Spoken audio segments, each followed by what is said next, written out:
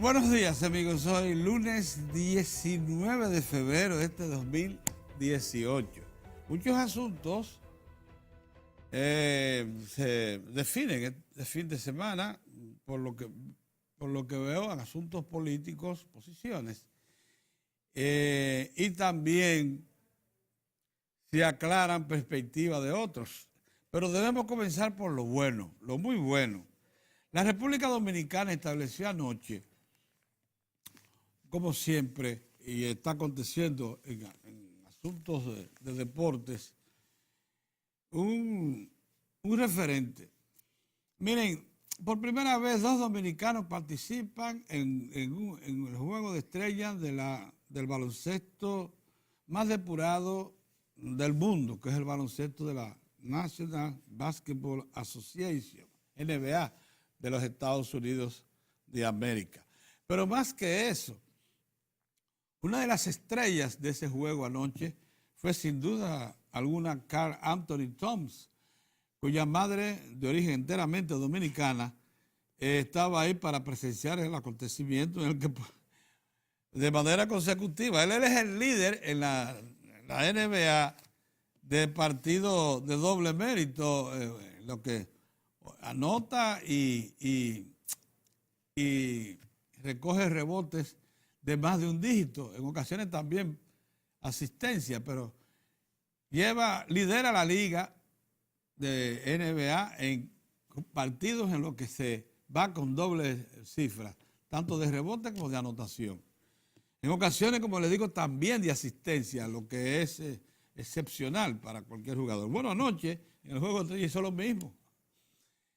Se fue con doble mérito y solo el señor que representó a las estrellas que fueron anoche, se reformuló todo lo que ha sido el baloncesto hasta ahora.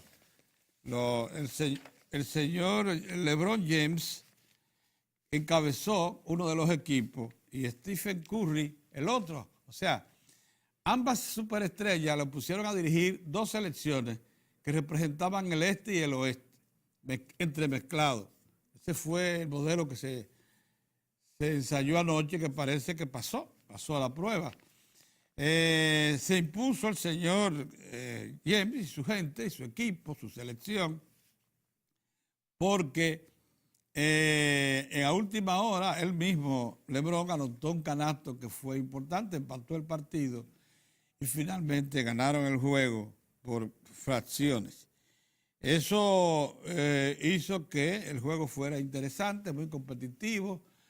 El de anoche no fue un juego muy formal como venía siendo el de las estrellas en los últimos años, en lo que se dejaba a los astros realizar todas las piruetas que se le ocurren en la cancha sin ninguna resistencia. Anoche hubo defensa, mucha defensa, y se veía un juego más o menos competitivo, bastante competitivo, a tal punto que se cree que se va a retomar otra vez el entusiasmo por estos juegos, que parecía más bien una pasarela de astros que iban allí a mostrar sus habilidades. Ahora no, ahora es más que eso, una pasarela de astros que van a competir por imponer sus habilidades, que es otra cosa. Entonces, nada, esa es la situación. Vamos ahora a ver si alguna otra nación latinoamericana en algún momento lleva 2 jugadores de una nacionalidad a un juego de estrellas y destacan como lo hicieron anoche Karl Anthony Towns y nuestro Al Horford. Ese es criollito de padre y madre. Karl Anthony tiene el padre norteamericano y madre dominicana, pero Karl Anthony, que podía escoger cualquiera de las nacionalidades para jugar y representar su país, escogió a la República Dominicana, de manera que ese es un dominicano que está presente en el baloncesto de la NBA. Una noche histórica, entonces, por tanto, para la República Dominicana. Lo de Karl Anthony es un extraordinario. Ese muchacho que le falta mucho más por desarrollar, se encamina a ser una de las grandes estrellas del baloncesto de la NBA, del baloncesto mundial, de mayor categoría mundial, porque todavía sin desarrollar todo su potencial, ya anoche era el mejor sexto hombre, ¿sí? Simplemente de las estrellas de Stephen Curry, el mejor sexto hombre. Casi lo mismo que aconteció con Al Horford. Lo único que definitivamente este joven Karl Anthony es de mucho más, tiene mucho más performance que nuestro Al Horford. Es un hombre que toma más rebotes, es más certero en los tiros, tanto de dentro como de fuera. Y este tiene más habilidades definitivamente que Al Horford. Pinta que va a ser una gran superestrella que estará comparable con los históricos de la NBA. Miren, quería comentarles, porque como les digo, se están definiendo asuntos. Aquí sí vamos a hablar de dos temas, uno político y el otro económico. Bueno, iniciamos con el político, que es más fácil. Hoy, en un artículo que publica cada 15 días el expresidente de la República, Leonel Fernández, en el periódico Listín Diario, dice que no es potestad de una ley ordenar a los partidos políticos primarias abiertas o cerradas, ni tampoco la obligatoriedad de asistir un mismo día a la elección de sus candidatos a puestos públicos, ya sean nacionales o congresionales. Dice que no, que eso es una potestad únicamente reservada a las organizaciones que son partidos civiles, que son para los partidos políticos. Por tanto, fija, hay una posición que es enteramente distinta a lo que se ha venido debatiendo en estos últimos meses.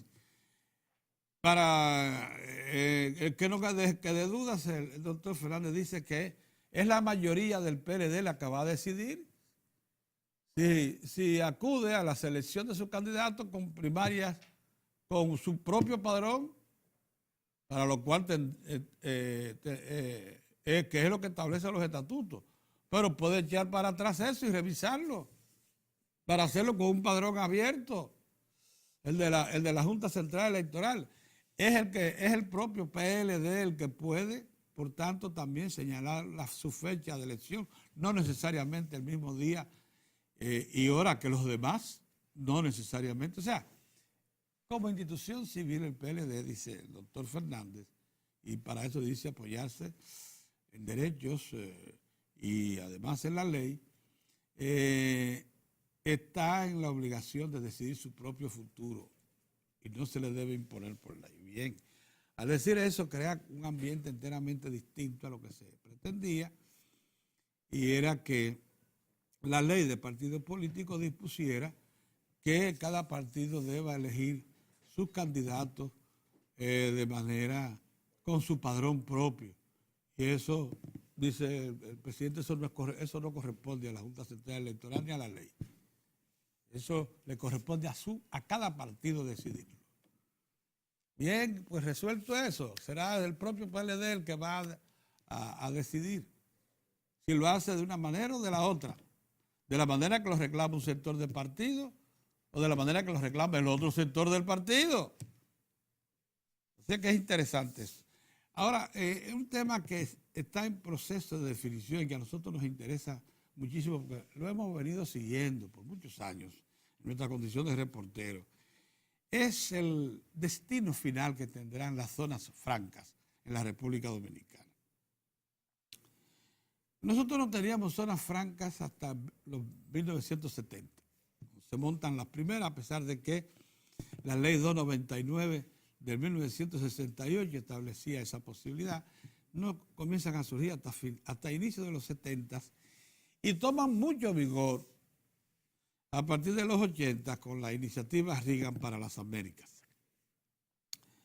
Tanto como para cerrar el siglo con 199,000 empleos generados en zonas francas.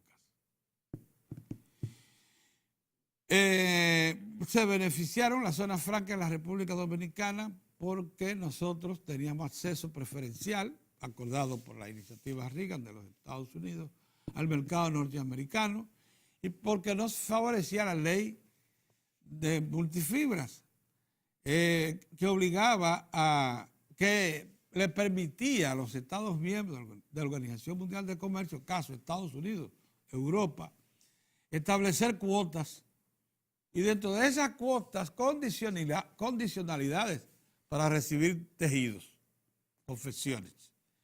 Los Estados Unidos le pusieron cargas arancelarias muy altas a zonas de las que no interesaba recibir exportaciones, ya fuese de tejidos o de confecciones.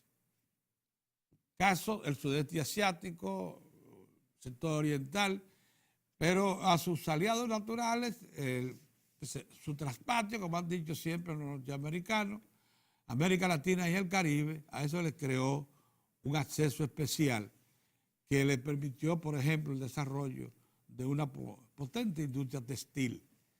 Con esa industria textil, la República Dominicana, que por cierto no aprovechó en todo lo que era posible porque se quedó en la confección de tela simple y no penetró en un desarrollo textil más elaborado,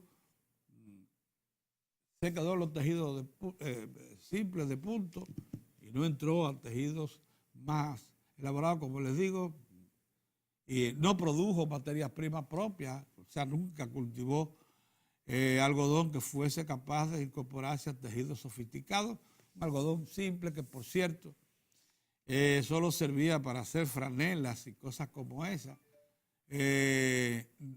no de calidad. Acuérdense de la algodonera dominicana.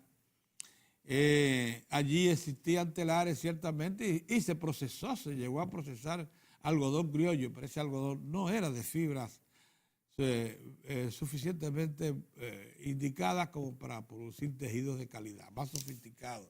Bien, cuando se produce la ley que elimina el acuerdo multifibra a nivel mundial, o sea, la Organización Mundial de Comercio ordena a todos los países eliminar cualquier restricción al mercado mundial de tejidos y confecciones, cosa que entró en vigencia el 1 de enero del 2005, se vino abajo la zona franca de República Dominicana, que como les digo, habían cerrado con 200.000 empleos y perdieron más de 60.000 empleos en un periodo tan breve como 2005 a 2010. Más de 60.000 empleos se fueron. Pero se reorientó de la manera que pudo, se crearon incentivos para otras actividades dentro de zonas francas, y las zonas francas hoy tienen unos 169.000, 170.000 empleos, de un mínimo que llegaron a tener de 120, 130.000, una cosa terrible lo que pasó ahí. Cierres de incluso parques de zona franca completos, desaparición de zonas francas de provincias, de varias provincias, todo eso pasó. Ahora bien, el Banco Mundial ha dicho que la República Dominicana está en la obligación de definir cuál es el destino de este sector, que no paga impuestos sobre la renta, que no paga impuestos a la ITEVIS, que no paga impuestos a la propiedad, al que el Estado le facilita, oigan esto, esos parques industriales que ustedes ven, los hizo el Estado en su mayoría, muy pocos parques, como es el caso de La Romana o uno que hay en Santiago, son hechos por las comunidades o por los inversionistas. La mayoría de esos parques los hizo el Estado, incluyendo los almacenes, esos grandes, donde se instalan estas industrias, que por cierto muchas de ellas se transportan en un avión y se montan al otro día. Y así como se transportan en un avión y se montan al otro día, si usted la puede montar de esas naves grandísimas y llevársela en un avión y bueno, se la llevó a otro país. Pero eso no es tan simple, porque eso era referido únicamente al sector textil. El sector textil prácticamente ha desaparecido, queda alrededor de un 20% de lo que fue una frondosa inversión en ese plano. Están ahí, pero han venido a sustentarse en otros, los parques de zonas francas, en otras actividades, entre ellas zapatos, trabajo de cuero, electrónica, productos ligados con la salud, etcétera. Y una cosa que es la que yo quiero llamar la atención. Desde que se previó esos efectos del 2005, las zonas francas dieron acceso a las industrias cigarreras del país, las que producen cigarros de exportación. La República Dominicana del 1997 es el principal, 1995, es el principal productor y exportador mundial de cigarros. Ese desarrollo se obtuvo prácticamente por derecho propio. Acuérdense que el tabaco en el mundo occidental apareció por primera vez en la isla Hispaniola, en el primer viaje de Colón, que fue localizado cuando comenzaron a penetrar desde Isabela, donde se montó la primera ciudad de América. Cuando comenzaron a penetrar hacia el interior de la isla, con lo primero que se encontraron ahí por la línea noroeste fue con los cultivos de tabaco y la ceremonia de la cohoba y todas esas cosas. O sea, fue aquí, independientemente de lo que digan los cubanos y todo el que quiera hablar, fue aquí que se encontró el tabaco, por primera vez. Bueno, hasta ese momento el tabaco y la cigarrera no habían necesitado del beneficio de la zona franca para imponerse. Incluso la campaña de promoción que ha hecho la industria cigarrera dominicana ha sido soportada por ellos mismos. El Estado casi nunca ha invertido nada. Nada. Es uno de los sectores autosuficientes emblemáticos del país.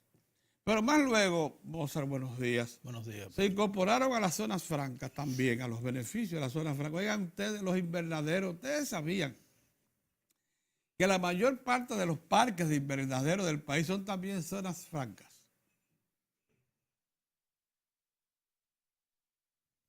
Y que así están y gozan de esos beneficios para operar. Yo me pregunto lo siguiente, Mozart. Por fin, estas instituciones que son, por cierto, las dos agroindustrias, en el caso del tabaco es una agroindustria natural, que el país es una manufactura natural, pero agroindustrial. Y el caso de los invernaderos, los invernaderos tienen tanta sofisticación técnica que está muy cerca de ser una agroindustria, pero bueno, es un cultivo esencialmente agrícola. Bueno, los invernaderos también gozan de... Si seguimos dando tratamiento especial de exención a actividades productivas, vamos a terminar con dárselo entonces a toda la manufactura del país, equipararla a la zona franca. Yo creo que nos estamos aproximando a una solución de un problema que se ha planteado por mucho tiempo, y es el siguiente. O igualamos la industria tradicional manufacturera a los beneficios que tienen las zonas francas, o igualamos la zona franca al tratamiento impositivo que se le da a la manufactura. Una de dos. Una de dos.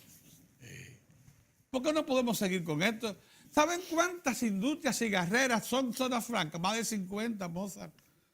Aquí no se exporta ni un tabaco que no esté exento de impuestos sobre la renta, impuestos a la transferencia de bienes industrializados, impuestos a la propiedad, todo. ¿Y cómo te están saliendo los Y tabacos? solo pagan impuestos si dedican de esa producción, y solo lo pueden hacer por ley, un 20% de la producción. Oye, esto, Mozart, solo lo pueden hacer, un 20% de la producción de lo que se exporta se puede colocar en el mercado y pagan los impuestos locales. Sí. Pero la mayoría de esas cigarreras realmente prefieren la exportación. Y una de las motivaciones que tuvo la familia León Jiménez para desprenderse de su inversión y reducir la presencia suya en frutos de Cervecería Nacional Dominicana, que ahora es tan solo de un 15%, aunque ellos digan que triunfaron en la operación con Gambert, y allá y con Philip Morris también vendieron la mayoría accionaria, es porque la industria tabaquera de origen, el León Jiménez, que es una industria tabaquera que tiene más de un siglo de fundada, le es una tremenda operación económica. Mire ese artesano. Es más, se dice que el León Jiménez es el líder exportador de cigarros de Europa. En este momento, cuando comenzó prácticamente de cero, hace 20 años. Hace 20 años a la familia León Jiménez no le interesaba exportar, 25 años. Me acuerdo una noche que estando un grupo de periodistas cenando en las Torres Gemelas, allá en el último piso, con la familia León Jiménez completa, José y Eduardo, y los ejecutivos de Philip Morris, a nosotros nos correspondió preguntarle a José y a Eduardo León Asensio, quien está aquí ante ustedes, ¿y por qué ustedes no se interesan mucho, no se interesan todavía en exportar cigarros? Dicen, bueno, Pedro, porque ahora mismo estamos ocupados en exportar nuestra cerveza Presidente. Era el momento que se iniciaba la incursión de la cerveza Presidente por algunas islas del Caribe, en Miami y en Nueva York. Y en ese momento estaban precisamente organizando todo el entramado. Una gran familia. Para colocar a la cerveza Presidente en Nueva York, en Miami y en algunos destinos de Centroamérica y Caribe. Bien, esa no era su prioridad en ese momento. El cigarro de León Jiménez no se exportaba ni se producía para exportación, aunque era el líder del mercado interno, hagan esto, del consumo del mercado. Cigarro, está hablando de cigarro. Bueno, hoy por hoy, ¿sabe lo que es esa? Tremenda industria exportadora, pero beneficiada como una zona franca. Pero todas, no hay ni una que exporte que no sea una zona franca. Hay lo que yo creo, es probable que al pasar a zona franca toda la industria cigarrera, al pasar a zona franca la mayor parte de los parques de invernadero del país, para que lo sepan, parece que están creando las condiciones, Mozart, para una gran decisión. Una decisión que termine por establecer con precisión qué es lo que es zona franca, qué es lo que es manufactura local que paga impuestos. Porque es sorprendente el trato diferenciado que hay. Mientras la manufactura local paga impuestos de todo tipo, hay impuestos sobre la renta, la transferencia de bienes industrializados, el impuesto a la propiedad, los otros no. Entonces, algo hay que hacer para equiparar un sector con el otro, para que no haya esa diferenciación. Esto que estoy diciendo es un asunto que no veo, que lo incorporan al análisis de lo que están tratando el tema. Veía a Pavel Lisa con un interesantísimo trabajo este fin de semana y a muchos otros, pero no mencionan esto que le estoy diciendo, de cómo las zonas francas se han venido a alimentar de actividades puramente manufactureras o agroindustriales, puramente. Explíqueme esta disyuntiva, esta confusión, para yo entenderla. De todas formas, creo que se están creando las condiciones para una mayor y mejor aclaración en todo lo que tiene que ver con el futuro inmediato de la zona franca. Acuérdense que tanto el Banco Mundial como ya el Fondo Monetario Internacional le está reclamando al Estado que modifique su estructura impositiva porque necesita de mayores ingresos para poder sustentar todos sus planes de desarrollo, fundamentalmente la inversión pública, para mejorar los programas sociales, construir infraestructura, mejorar servicios. Todas esas cosas están planteadas como un reclamo al Estado dominicano. Yo entiendo, por tanto, que cuando se vaya a plantear esta definición, se aproveche para precisar en qué situación queda la manufactura local con respecto a las zonas francas. Que de otra manera no estaremos contribuyendo a solucionar problemas que se nos van acumulando históricamente. Buenos días, don Orión. Saludos, ciudadanos de la República. ¿Cómo están ustedes? Aquí todavía de pie, no obstante todas las dificultades. Saludos, amigos, saludos. Gracias por estar con nosotros en Diario de 4. Agradecemos mucho su atención y además siempre la disposición que tienen en compartir con nosotros los comentarios y las informaciones, las orientaciones que por aquí tenemos a bien transmitirle. Miren, a propósito, Pedro, del tema del que tú hablas, nosotros aquí en el Diario de Cuatro ¿sí? hemos sido partidarios de una reforma, de que se impulse una reforma, a lo que se le denomina una reforma integral. Exacto. Le dicen de que ampliación de la base tributaria.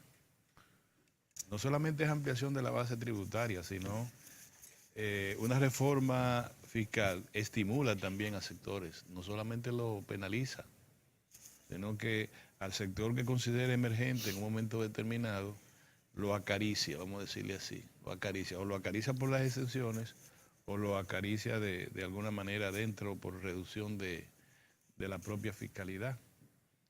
Pero mirando el fin de semana me puse a revisar estadísticas, Pedro, y parece, desde el punto de vista de los ingresos, que no voy a entender mucho por lo que vi, no voy a entender mucho también las recomendaciones del fondo, si el gobierno la va a aceptar o no. ¿Tú sabes por qué? Porque yo lo consigné en mi columna del domingo, El Otro Camino. Parece que el camino que cogió el gobierno le está yendo bien. Yo no sé los efectos que pueda tener. Es mejorar el sistema de cobro. Mejorar la administración tributaria. Pedro, a comienzo de año se caen las recaudaciones, ¿o no? Sí. Eso se ha dicho siempre. Sí. Bueno, pues yo te quiero decir que las recaudaciones programadas para lo que va de año, hay 3.000 millones más. O sea, se han incrementado las recaudaciones a comienzo de año. Eran 79.000 millones y van por 83.000. Yo no sé cómo lo hacen, qué es lo que está pasando. En definitiva, le está yendo al gobierno muy bien en ese aspecto. Lo segundo es que te dicen los funcionarios del equipo económico del gobierno es que involucrarse ahora en una reforma fiscal no es una tarea fácil, que no es imponer la mayoría que se tiene en el Congreso y violentar una reforma fiscal. Es a través de un pacto. Y lo que se conoce, el único pacto que se produjo sin mucho trauma fue el pacto por la educación. Pero el pacto eléctrico todavía anda bailoteando, a pesar de que está en la etapa decisiva. Un pacto fiscal, un acuerdo de las fuerzas productivas y políticas del país para un pacto fiscal con asesoramiento de las instituciones multilaterales que tienen que ver con el control, digamos así, de todo el aparato económico dominicano. Se puede tirar todo el año 2018. Sí. Como nada. Y eso no va a beneficiar las cuentas nacionales de inmediato y crearía una incertidumbre y una cosa. Mira, el gobierno está procurando la mayor cantidad de recursos a través de la eficientización de la administración tributaria para el 2019 y para el 2018 y para el 2019. Así es. Como es, por ejemplo, aprovechar la ley de lavado. Creo que la ley 555-17. Es una ley rígida, fuerte.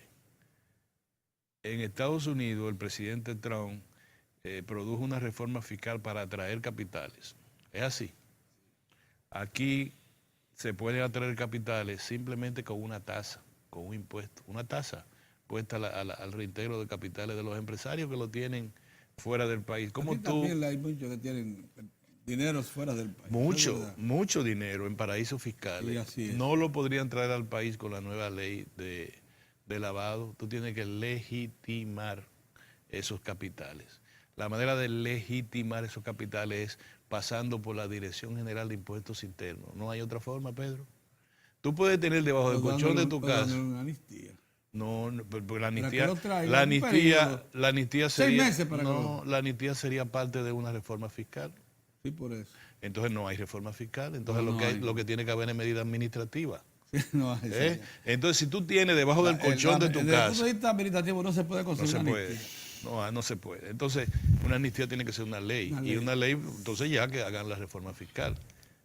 Pero mira, tú puedes tener, el paraíso fiscal tuyo puede ser el colchón de tu casa, debajo del colchón de tu casa. Y si tú tienes 10 millones de pesos, vamos a poner 10 nada más. Entonces, bueno, eso fue yo guardándolo ahí, guardando y guardando. Sácalo ahora y dile, yo voy a comprar lo que sea. No puede, Pedro.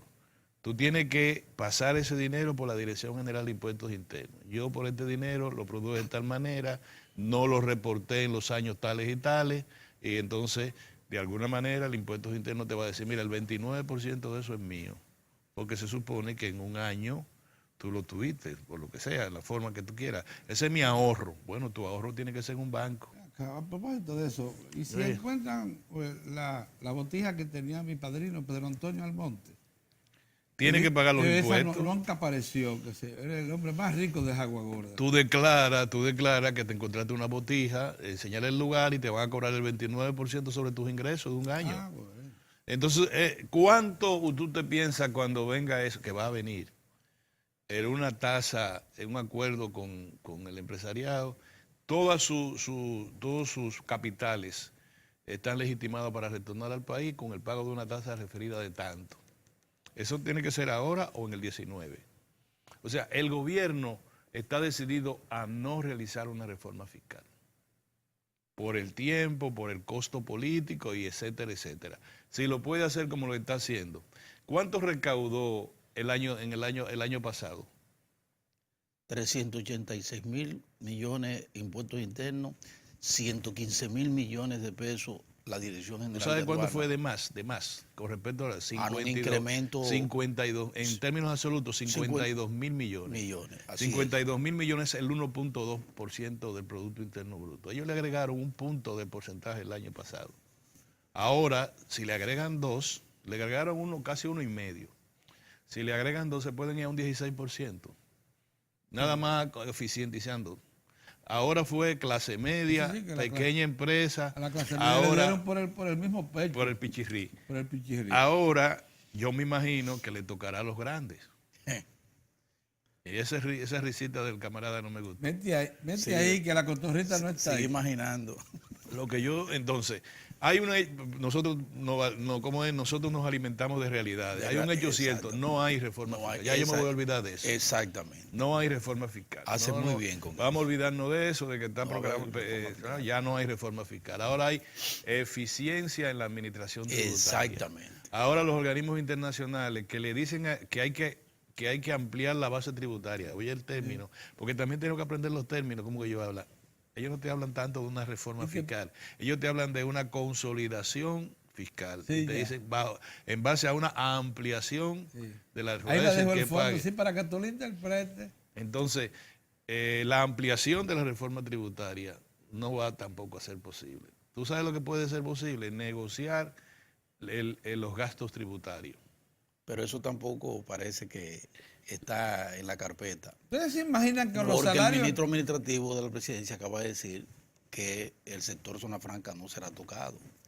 Y uno de los requerimientos que ha hecho el Banco Mundial y el Fondo Monetario es que las exenciones, y citaban incluso la zona franca, comenzara por ahí el desmonte. Pero ya el ministro administrativo Yo te voy a decir una que cosa. no se va Mira por qué. Estoy citando, estoy dando la información. Nos estamos nutriendo de No realidades. estoy diciendo si estoy a favor o en Si contra. el gobierno produjo información. en 4 años 440,000 empleos formales, no va a querer que la zona franca le quiten, pon tú 70,000 empleos, que se reduzca por, tienen 200,000 empleos, son, Pedro. 170,000 aproximadamente.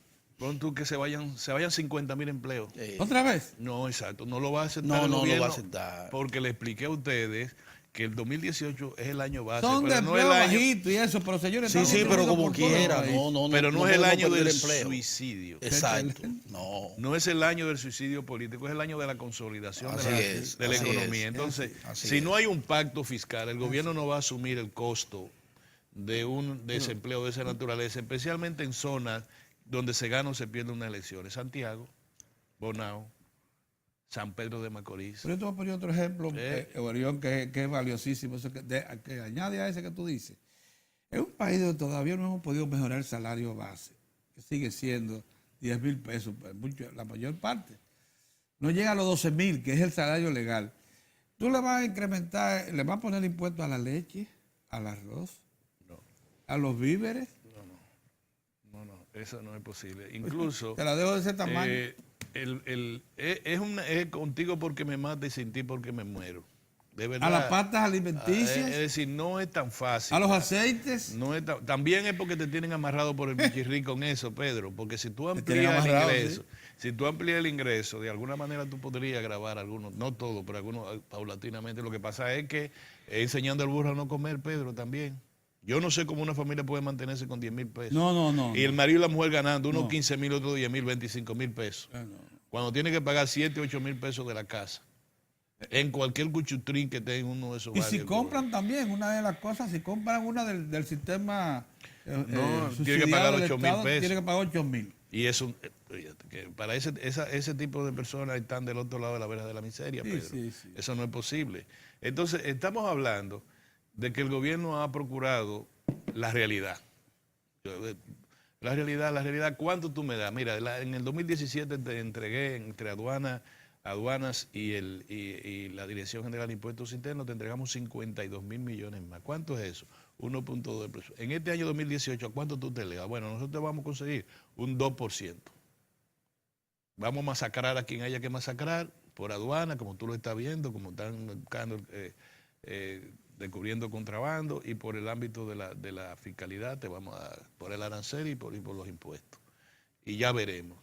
Y vamos a seguir lo que hicieron ahora, vamos a mejorar la capacidad de endeudamiento, la calidad del endeudamiento. ¿Cómo? Vamos a colocar, como lo colocaron, 40 mil millones en pesos, ahí eso le quita el riesgo cambiario, y vamos a 1.000 millones más, ahí está el servicio de la deuda externa del año 2018. En esas dos operaciones.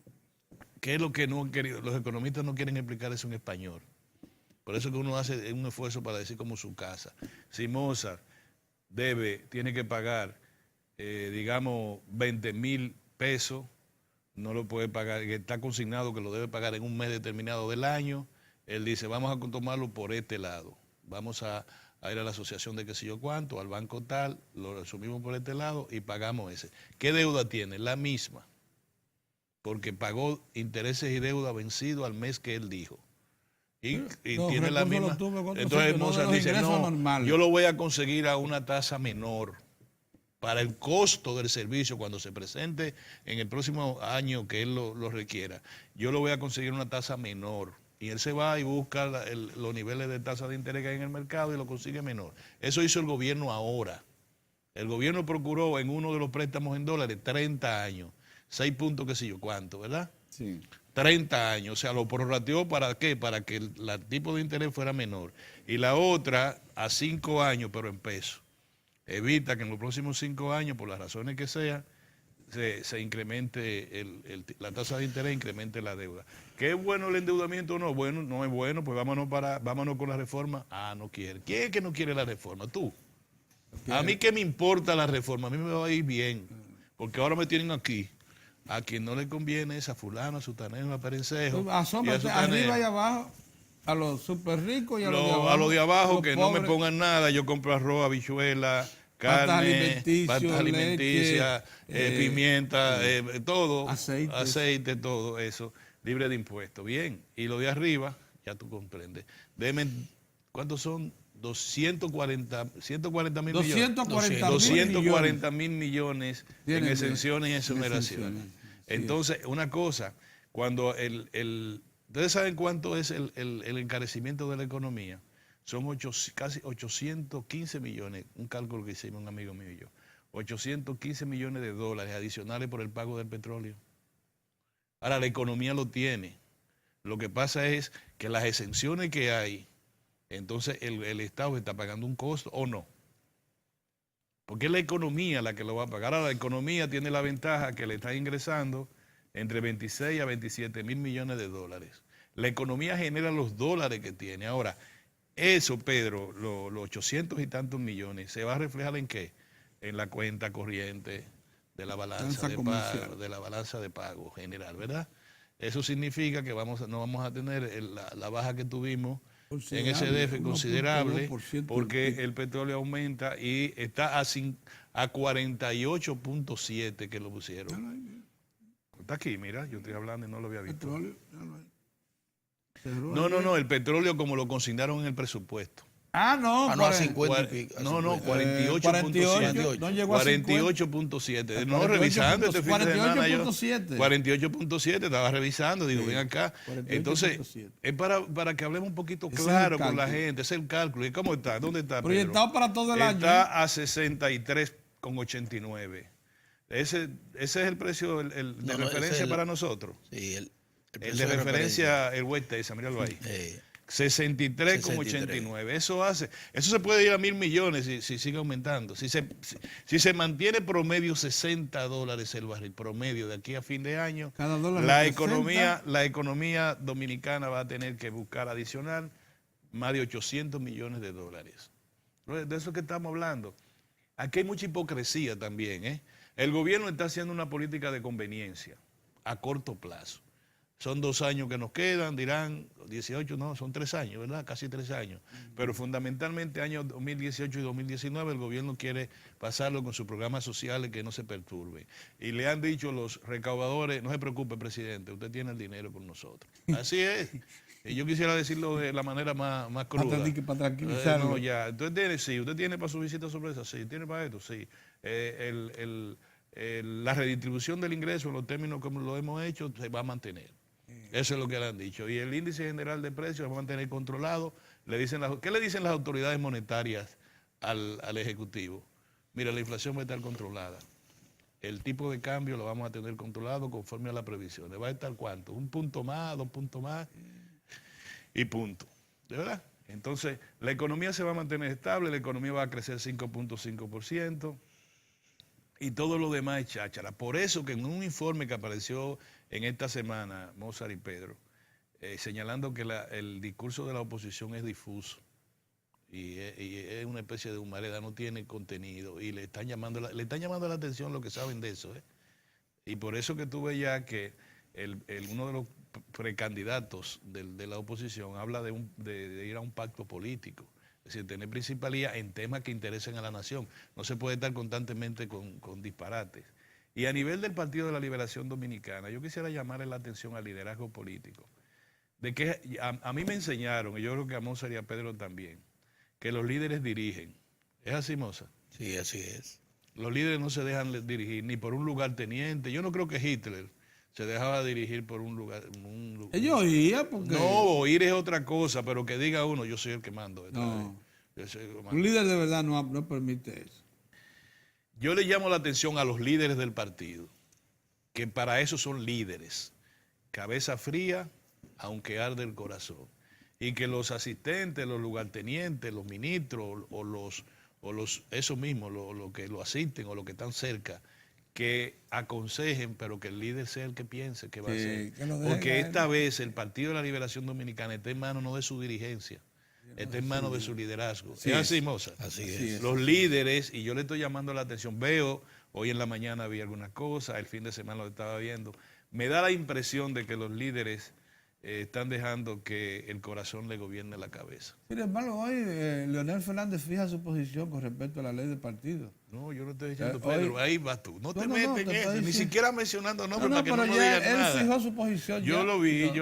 Parece que con eso baja una línea a su gente, digo yo. La línea la bajó el presidente Fernández. A su gente.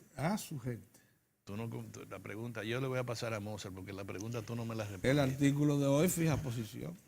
Bueno, buenos días, señores. Espérate, Mozart, escúchame. ¿Cuál fue la posición del partido? ¿No fue dejarle eso a los senadores y a los diputados, al libre albedrío? No me pregunta, ya, está bien. Y él dice a los senadores y cosas que no se instrumentan la ley del partido con la ley electoral. Que eso no tiene, que los partidos no se rigen por eso. Los partidos tienen que ser libres de opción, tanto para exigir si son abiertas o cerradas, o como para fijar fecha. Que a los partidos no se les puede imponer por ley eso. Dice ese artículo ahí. Bueno, buenos días.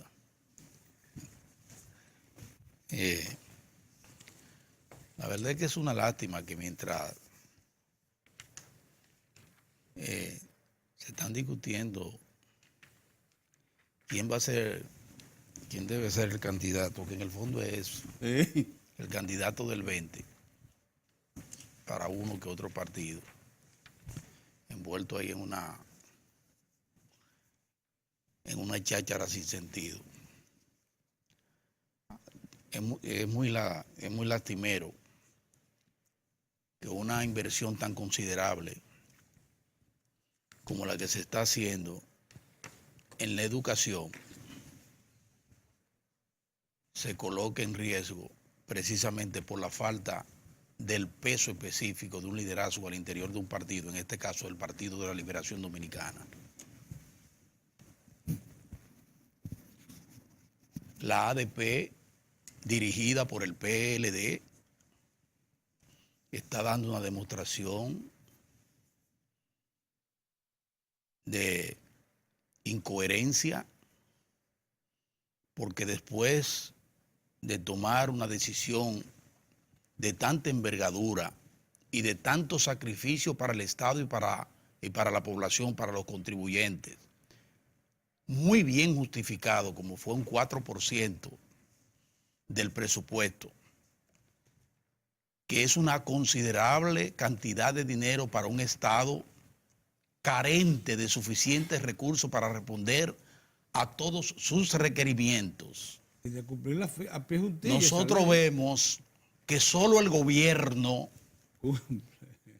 solo el presidente Danilo Medina Y cumple, así es, con esa ley.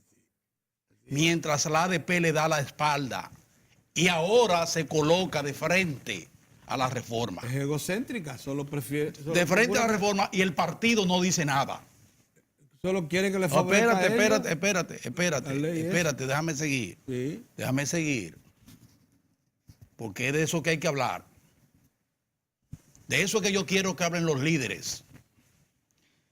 De que una reforma como la que se está llevando a cabo, que ha posibilitado que 1.200.000 niños estén en la tanda extendida, con todo lo que eso implica. 1.200.000 niños están en la tanda extendida gracias al presidente Danilo Medina, Después termina 1,5 millones este año.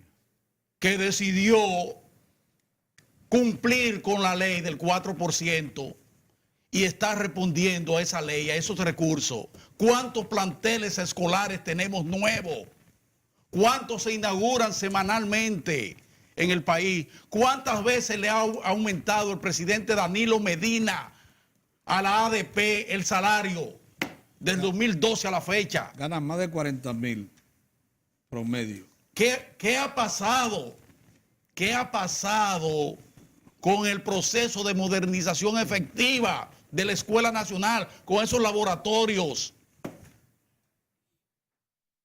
República Digital, que es un componente importante en lo que tiene que ver con la educación, al margen de lo que tiene que ver con todo el Estado Nacional y el proceso de transparencia y de modernización y de desburocratización del Estado Dominicano, todo eso. Hay un componente importante ahí también en educación. El otro componente, porque en materia de infraestructura se han hecho esfuerzos por mejorar la calidad docente en el país. No, pero ahí no. Ahí tenemos a una ADP que dice que no estoy de acuerdo porque con terna, y no estoy de acuerdo con que sea así, que sea por aquí, y el partido no dice nada, ni esta boca es mía. Sí. Y entonces paralizan la escuela y nadie escribe nada, violentando la ley, porque eso es violentar la ley. Parar la escuela es violentar la ley. Y el partido en silencio. Ese es el tema. Ese es el tema. Que miren quiénes son los que le están disparando al proceso de reforma de la educación. La ADP, a través del PLD. Es así. Una que darle mucha vuelta. Esa es la realidad. Entonces, esto no es de que quién va a ser el candidato en el 20, no. ¿Qué importa? Pónganse de acuerdo y que el PLD decida que sea su candidato. Bueno, a mí no importa. Lo que a nosotros nos importa a todos, a PLDistas y no PLDistas, es el curso del proceso de reforma del sistema educativo. Eso es lo que a nosotros nos importa. A nosotros nos importa un comino quién va a ser el candidato. Y a mí qué me importa esa vaina. A mí me interesa que siga el PLD. Que siga el PLD. Déjate de esa vaina. Pero sí, pero así. Bajo esas condiciones. No. Tranquilo. Rehuyéndole a temas fundamentales. ¿Qué ha dicho el PLD, por ejemplo, con el proceso de invasión pacífica en el país? ¿Qué ha dicho? Convenencieros han tenido silencio. Porque son convenencieros en eso. Lo que conviene. No me vengan ahora con esa. Porque no quieren confrontar a los norteamericanos. Yo lo que digo es que se está haciendo un grandísimo esfuerzo desde el gobierno para tratar de echar hacia adelante ese proceso de reforma con la incorporación entusiasta del sector privado, con Educa. Sí. Incorporada, Pedro. Sí, el sector empresarial. Preocupado, el sector empresarial también. Porque sabe que no, dependemos de la educación. Claro que sí. Fundamentalmente. Sí es. Y entonces tú ves este disparo artero permanente del gremio contra una política pública de su propio partido. De esa envergadura. De su gobierno, de esa envergadura. Y vamos a quedarnos nosotros en silencio con eso. No, se equivocaron. Se equivocaron. Por eso pondero muy bien el planteamiento de Luis Abinader, líder de la oposición. Cuando plantea el tema, dice que es lo que vamos a hacer, la comunidad internacional nos quiere echar encima el tema haitiano. Toda la problemática la quieren echar encima, tomando por primera vez que lo oigo a él. Parece que todo su cajetazo. ¿Sabes que mantuvo prudente distancia de ciertos planteamientos internos que quieren abrir la frontera? Exactamente. Del PRD originario. Sí, pero a mí me alienta que la oposición tome la agenda nacional. A ver si desde el PLD despiertan también y se dan cuenta que el tema de ahora es la agenda nacional. Sí. Que el tema de ahora es la reforma en el sector salud que se está avanzando. Que el tema de ahora es avanzar en el tema eléctrico. Que el gobierno necesita todo el respaldo para seguir echando hacia adelante ese proceso básico, importante, revolucionario. Al PLD que diga algo que va a hacer con el sector de la minería, que lo veo disparando en diferentes direcciones, uno no sabe cuál es el asunto. Entonces, ¿cuál es el tema? Que va a decidirse que aspira a la presidencia. ¡Ay! Qué peligroso eso. Entonces, Pedro, esto ha costado mucho. Llegar a este punto. Llegar a donde nosotros hemos llegado ha costado mucho. Fíjense, nada más para ponerle un ejemplo, lo que ha costado. Que ese crack que nosotros tuvimos aquí en el sistema financiero, en ese 2003, nos ha llevado 20 años comenzar a recuperar eso. 20 años. Y vamos por la mitad, Moza. Vamos por la mitad. Ahora hay que agregarle 10 años más de recapitalización. Por el amor de Dios. 10 años más hay que agregarle a la recapitalización del Banco Central. El esfuerzo ha sido terrible. Es verdad, el sacrificio. De las autoridades, el sacrificio. Primero para enderezar todos esos impuestos que había en el sector financiero, una barbaridad. Para poder tener hoy lo que felizmente tenemos, un sector financiero sólido, creíble, viable. La primera decisión fue devolver 89 mil millones de pesos a los ahorristas, pero no a los ahorristas, a los inversionistas de los bancos, a los dueños de los bancos. Orión se está convenciendo ahora que dice, bueno, me convenzo que no va a haber pacto fiscal. Y yo a veces me molesto con el gobierno, con esa actitud que ha mantenido firme de no entrar en ese tema. Pero Pedro, debo poner los pies sobre la tierra y decir, pero espérate, lo que pasa es que es lo que le están reclamando a este hombre, a esta administración. Porque tú ves desde las filas del sector empresarial y de esa cúpula, también hablando de pacto fiscal, pero su pacto fiscal. El que sus asociados esperan. El suyo, el que sus asociados esperan, Sí. y mandan a sus muchachos, Sí. a esos economistas, Así es. a hablar de pacto fiscal. Pero su pacto fiscal, Sí. no le hablen de desmontar ese gasto tributario, no,